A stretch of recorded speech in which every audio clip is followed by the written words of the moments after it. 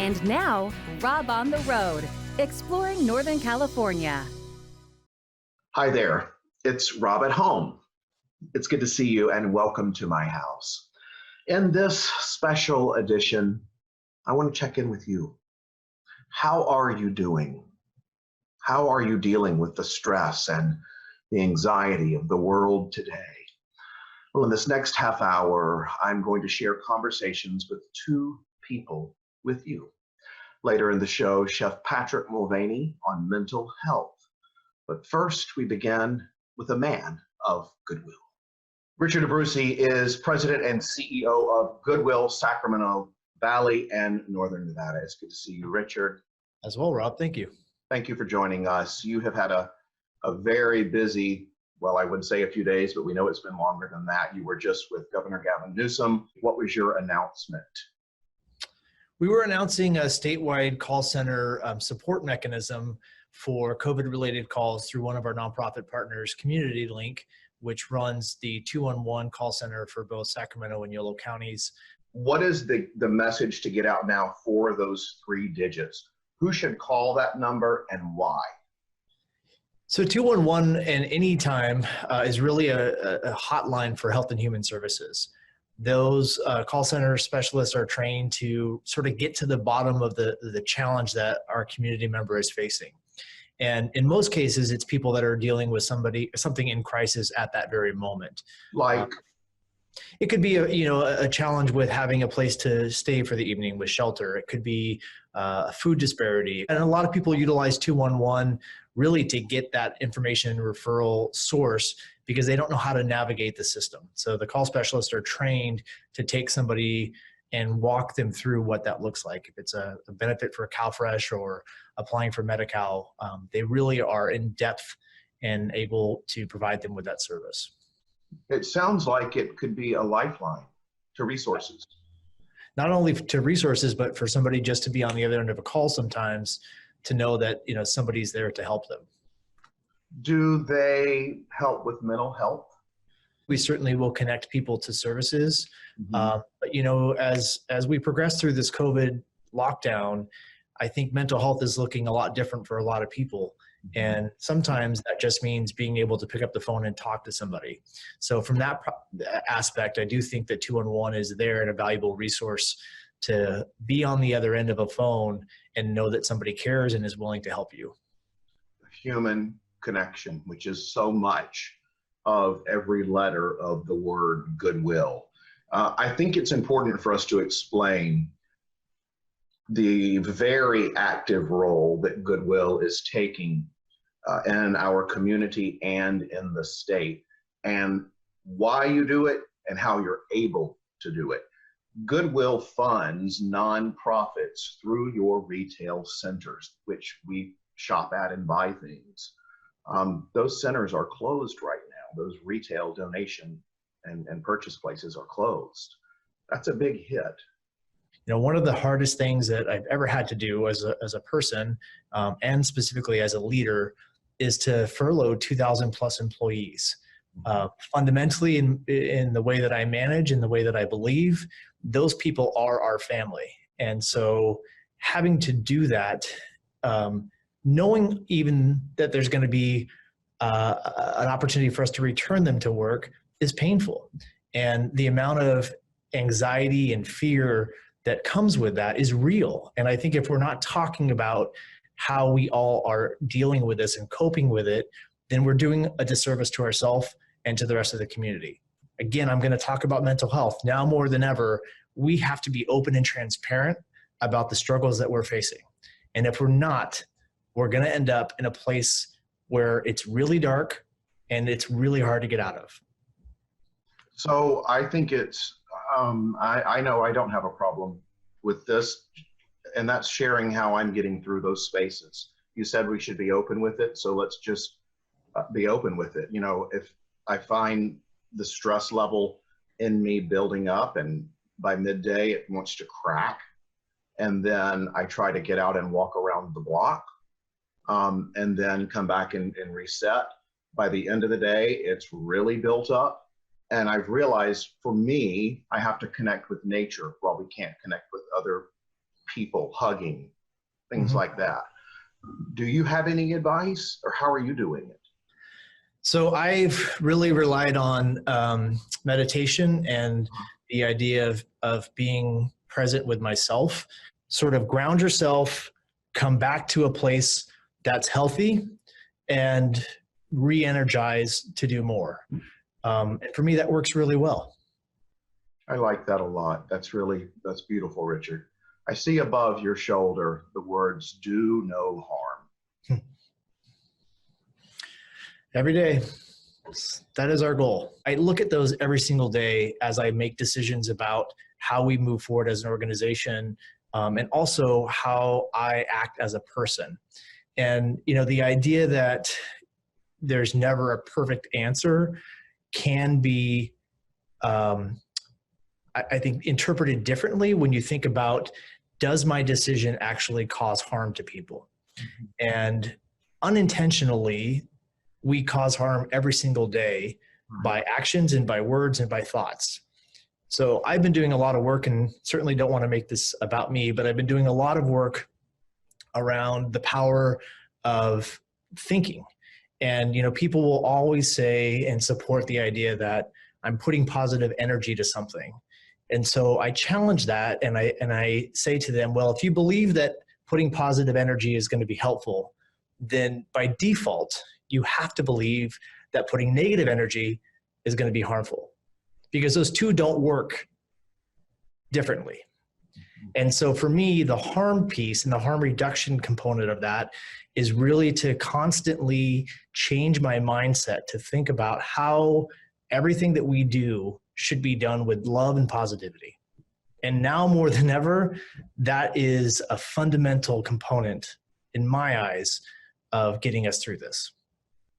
I love that, Richard. And I actually see value in you sharing how you're personally going through this, because there's just us right here talking, and we can either talk about other people or we can share our strength.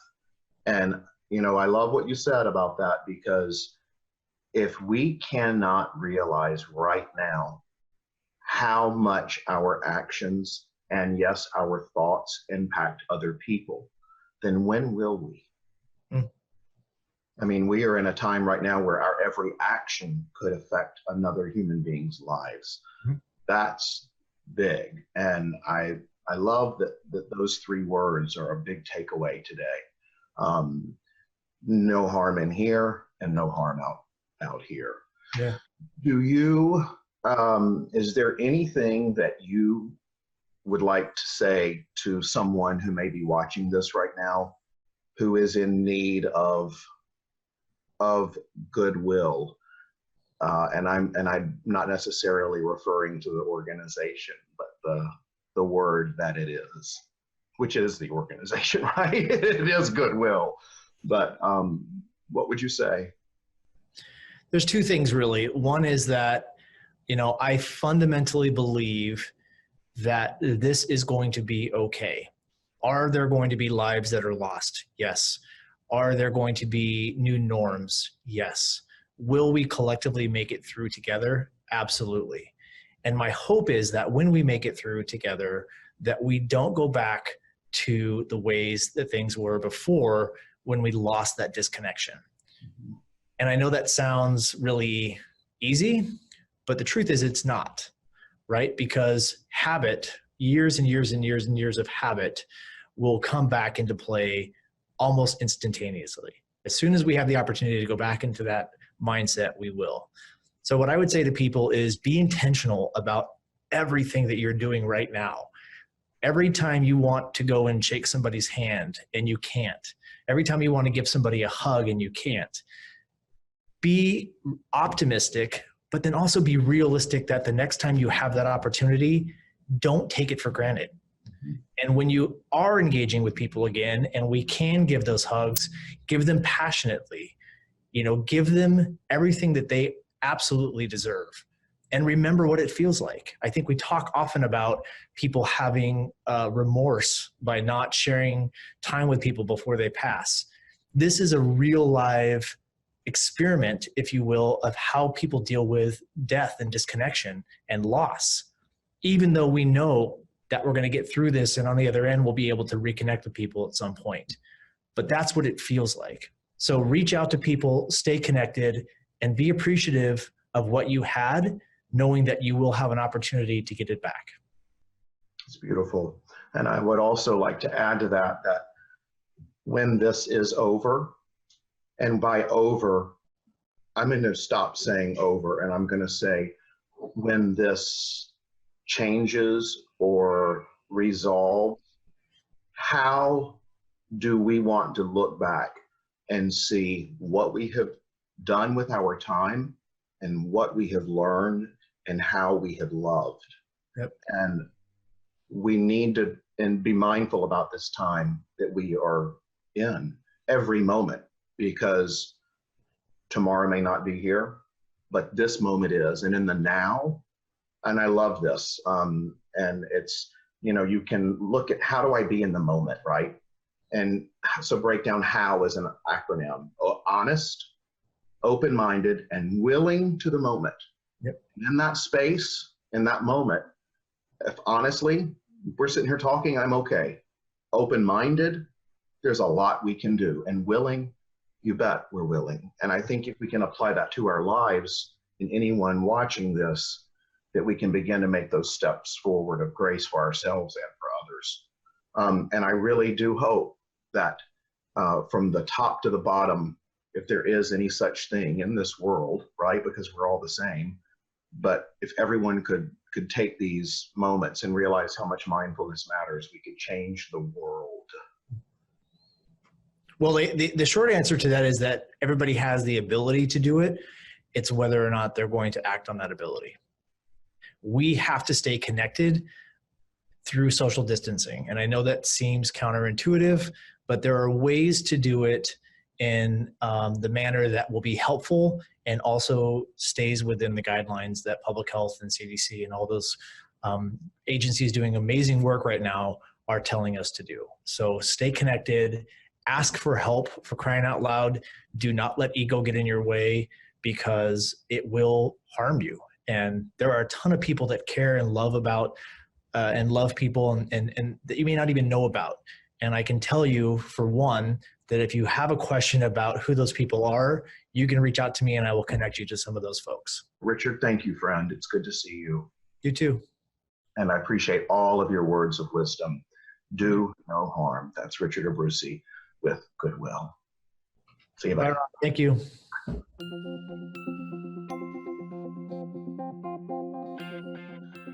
Hi, it is good to see you. This is Rob Stewart coming to you from my home, as we will be doing for quite a while. We shall see how long. And we're bringing you Chef Patrick Mulvaney with Mulvaney's B&L.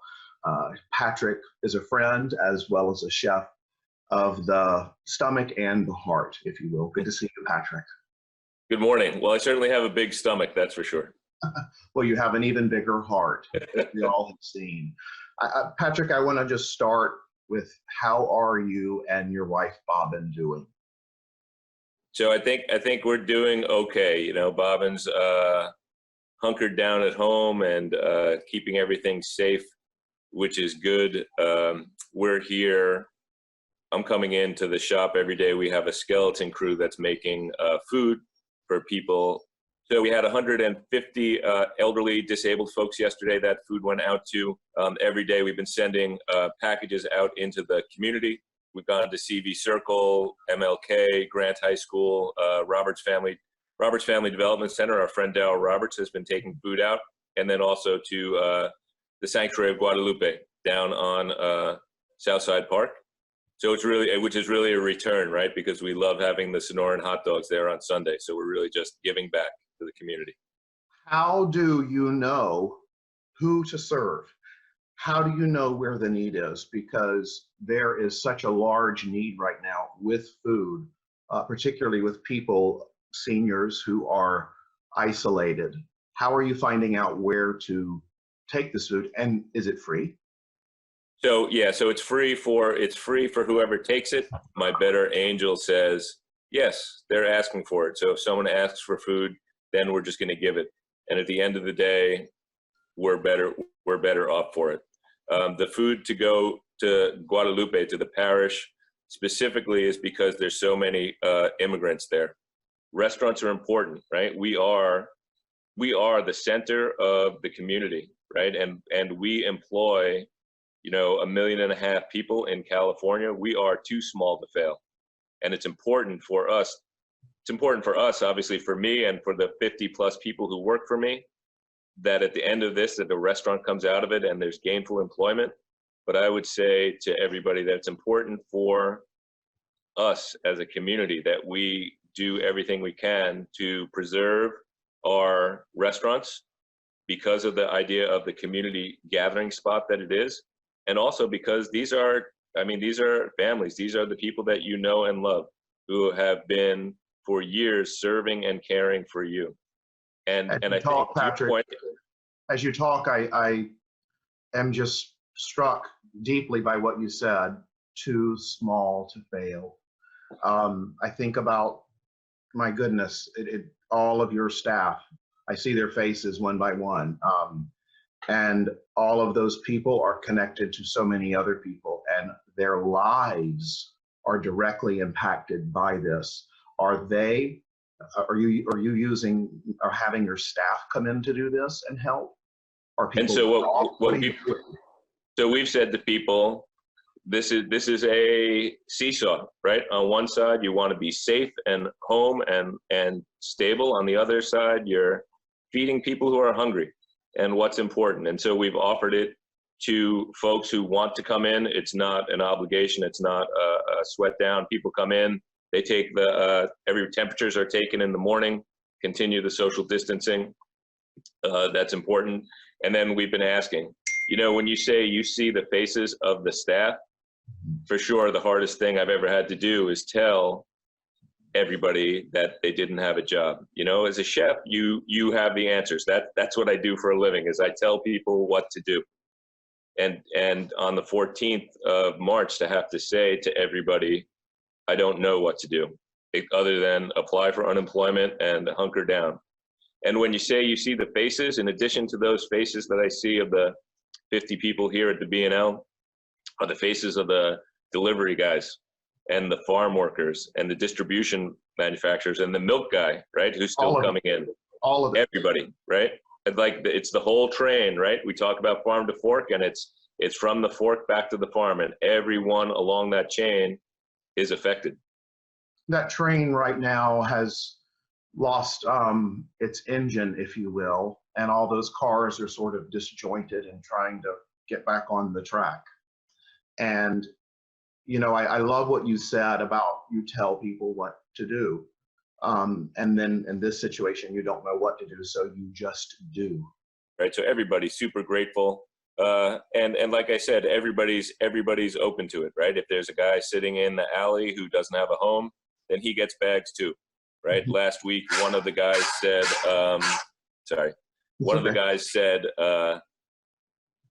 I missed dinner yesterday because I was in the bathroom. I apologize. It was really good. It's to your point, right? What is it? It's the connection. So for me, for sure, this is scary, right? We don't know what's going on.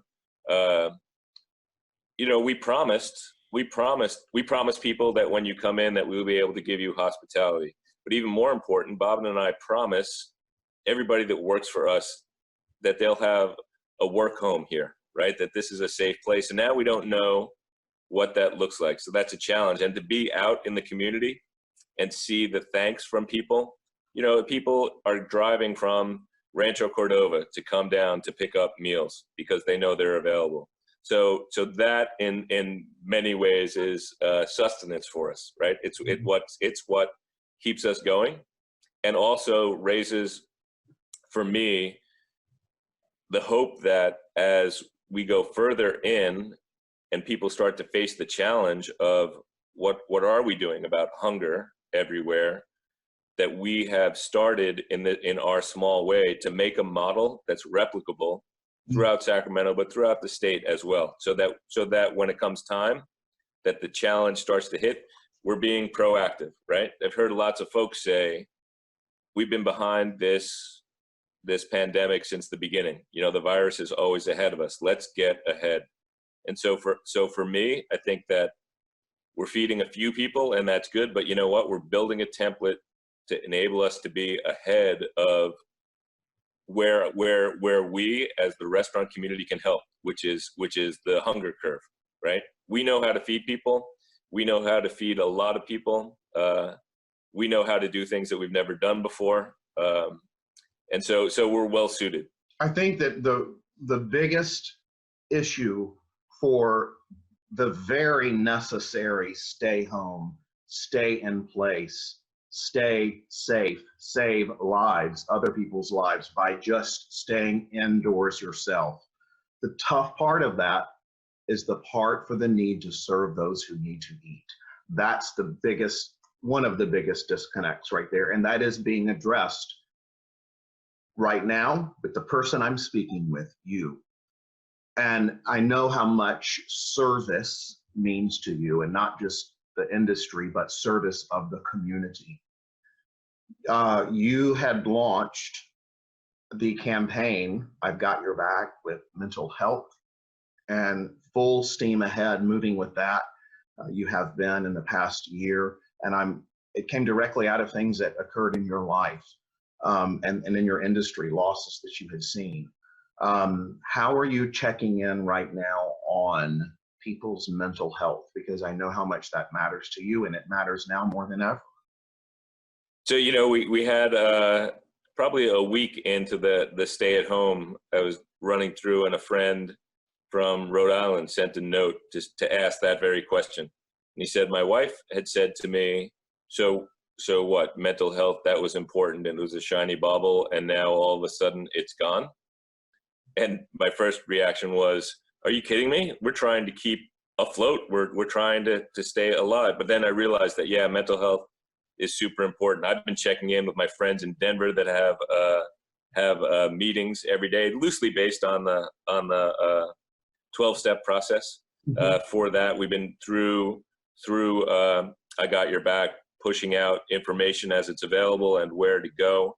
For here at the restaurant, when everyone set off, what we did was set up chains. So we have front of house, back of house, manager chains, and then we have manager meetings. As long as you're checking back in every once in a while, it's going to be okay, right? But there's days when we're trying to put 160 lunches out, and there's people waiting here, and stuff it's not perfect, right? We've never done this before, so we're not necessarily going to focus on my mental health right now, but we will down the road, right? And one of the things about mental health is jumping into service, and service has been the way out for me for many things. And I also can say that this time of being confined, if you will, and I want to change those words to positive words instead of sounding negative, right? Like confined. I'm trying to say during this time of being sheltered, and we are stuck in these walls, and by the way, we're lucky to have them around us, is that our idea of service has to change. And you're doing that daily. And sometimes it's a little heartbreaking. You know, someone was here last week, and she was crying, right? Because she was scared for herself and her family. And we looked at her and said, you know, everyone wants to hug you right now. So that part's hard.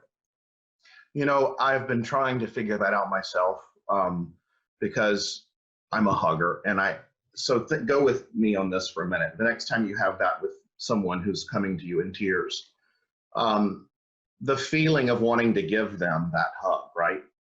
You know that feeling. It's like, oh, I'm just dying to give you a hug. And when you say that out loud, I've been trying to say and feel how much I want to hug you. That feeling of you wanting to be hugged and me wanting to hug you, focus on that energy. And oddly, you feel hugged with love. Yep. It's the connection, right? It's the important piece. With that said, what is on your agenda today? I learned in college, I came home to the house I was living in, and I brought a can of tomato sauce. And one of my roommates was Italian, and he looked at it and said, "What is that?" I said, "Well, it's dinner. I'm making spaghetti." He took the jar and threw it out in the parking lot and smashed all over the place and said, "Never buy tomato sauce again. I'm going to show you how my grandmother makes her gravy." So I'm going to show everybody how to make Grandma Saragusa's gravy today. By the way, gravy in the Northeast is, just translate that. That's just tomato sauce. It's tomato sauce. And also, I want you to real quick tell me that recipe. So we just use whole canned tomatoes, right? And open the can. Whole, they're whole? Yeah, Okay. Yeah, the whole cans in juice. And what we do is usually you slice your garlic and your onions and you chop them. So what we do is just put them into a waring blender, some shallots, some garlic, a little bit of fresh herbs, and then olive oil and a handful of salt, and blend it so it's a smooth paste. That goes into a pan, and you turn the pan on and then you fry it. And then what happens is it starts to cook everything evenly. So there's no big chunks and there's no raw leftover flavor. And as it cooks up, the water goes away and they start to fry and brown gently.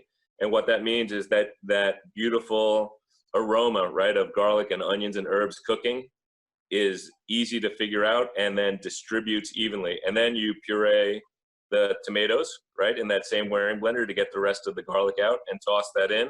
And then your tomato sauce just has that whole flavor distributed equally throughout it. Super simple, right? Mm-hmm. So there is hope. Even though we can't see it, we just have to hold on and believe that it's there and wait for the day when it shows itself.